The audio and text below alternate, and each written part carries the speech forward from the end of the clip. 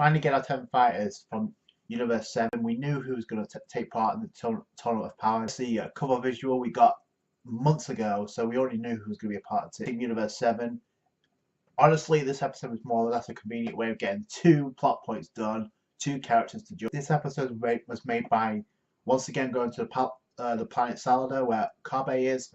We get to find out there's 2 female Saiyans. Another female Saiyan, I'm assuming that's Kale or Kali. My question is this though, because Kabe showed him how to become, that he is a Super Saiyan, it piqued Caulifla's interest. At first she wasn't going to join, but then when Kabe's talking about being even stronger, I guess he's presenting the same words that Vegeta said to him back at the Universe 6 tournament. So that struck with Caulifla. She's like, okay, you know what, I'll join. My question is this though, because she said she maybe go beyond Super Saiyan, so that's a complete reference to the legendary Super Saiyan form. I don't know if it's going to be called that, but we know since we've seen the opening and the trailers, she's going to be able to transform to a legendary Super Saiyan mode. Whether or not it's called that depends on how Toriyama goes from here. Kale seems to be a lot more calmer and a lot more composed, and Caulifla seems to be like the wild Super Saiyan that you would expect, the wild Saiyan. First off, those punks that were by her, I guess she was leading the group, but then when Kabe just transforms into the Super Saiyan, he just gets and blows them out of the water. So, but it's like Kabe still hasn't progressed a little bit, so I'm telling you right now, it could be a case of where we get one female going Super Saiyan, but I think it'd be cool if both of them were able to get Super Saiyan and the Tournament of Power. I want to see what they can do at the Tournament of Power. Transformations aside, there's going to be a huge problem with the power scaling anyway, because this episode, God, it's good that Goku didn't go Super Saiyan God, but here's the problem, okay? The fact that Tien couldn't handle Mr. Roshi, it's like, what the... It's even says, I've been training, but it's like, if you can't...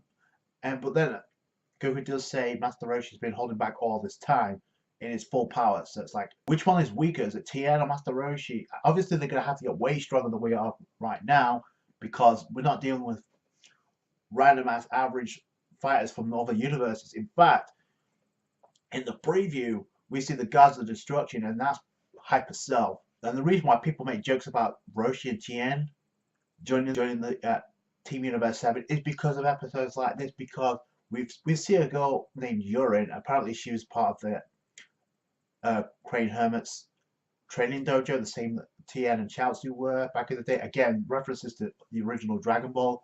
But the fact that Master Roshi got taken out so easily, I mean, typical Master Roshi, fighting over her, trying to get her into a miniskirt, but the bottom line is, he got KO'd. He got KO'd and he got put under her influence. She forced him to fight Tien, and Tien got his ass whooped. So, you see what I'm saying here? The inconsistencies of the power scale is going to have to change some way, shape, or form.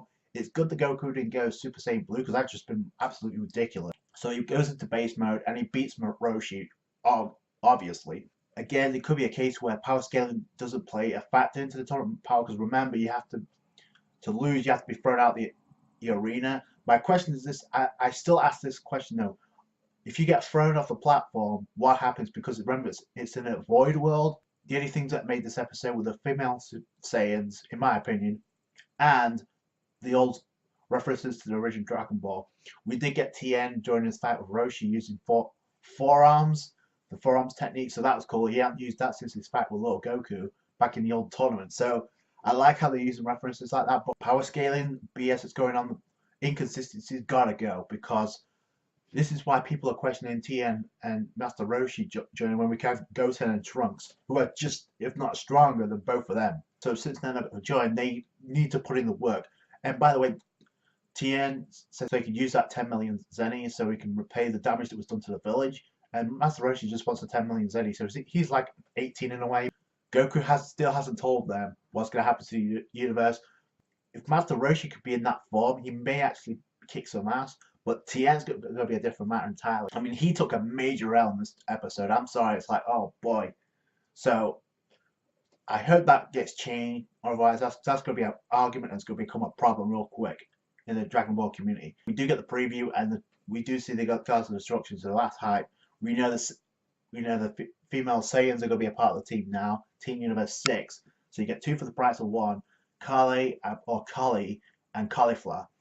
My question is this: are they both going to be able to go Super Saiyan? That'd be really cool.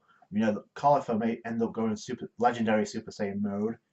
Until it's called something else, we're just going to have to stick with that. But then we get the preview of Goku training with Gohan, this time for real, because we have the translation of Goku not holding back. So is he going to go Super Saiyan Blue against Mr. Gohan? No, still no new transformation for Gohan, but it looks like. But I mean, we could get a new transformation at the Tournament of Power. They could be saving that, so that makes a lot more sense. He's calling out his dad to actually train for real this time, so it's like that's going to be cool. We do see Piccolo training as well, some of the other fighters, so that's going to be good. But all in all, I want to see what's going to take place between the Gods of Destruction, the final preparations before the Tournament of Power begins. We now have our 10 fighters. It's not the perfect 10 by any means, with the exception of 18, 17, Majin Buu, Gohan, Vegeta, and Goku. I really want to see what these guys can do at the Tournament of Power. Krillin, yeah, Krillin, Tien, and Master Roshi are going to have to bulk up big time. All in all, it's an okay episode. I did not expect to make a review. Honestly, it's a reference to Dragon Ball, but I really want to see more of these female Saiyans. It's the simple case of yin and yang, because Kale seems a lot more composed, unlike Saiyan-like, and Caulifla just looks like a natural Saiyan because her mentality is completely overpowering. So I can't wait to see what she does in the tournament as well as Kale. So all in all, that's it from me. Thank you so much for watching. I thought it was an okay episode of Dragon Ball Super. We got some development because now we have our 10 fighters, I guess. And your reference to Dragon Ball, Master Roshi still being a perv. Kind of a lame-ass reason to join, but they joined the team. So now we can move forward and we can finally get the final preparations on the way, and we can finally get the Tournament of Power on the way. All in all, that's it for me. Thank you so much for watching. If you enjoyed this review, give it a thumbs up. I appreciate that. Don't forget to subscribe to the channel for more Dragon Ball Super. Comment down below your thoughts about the 2 female Saiyans. Do you think they're both going to be able to go Super Saiyan? That'd be cool. And subscribe to the channel for more Dragon Ball Super. Catch you guys later. Thanks, guys. Bye.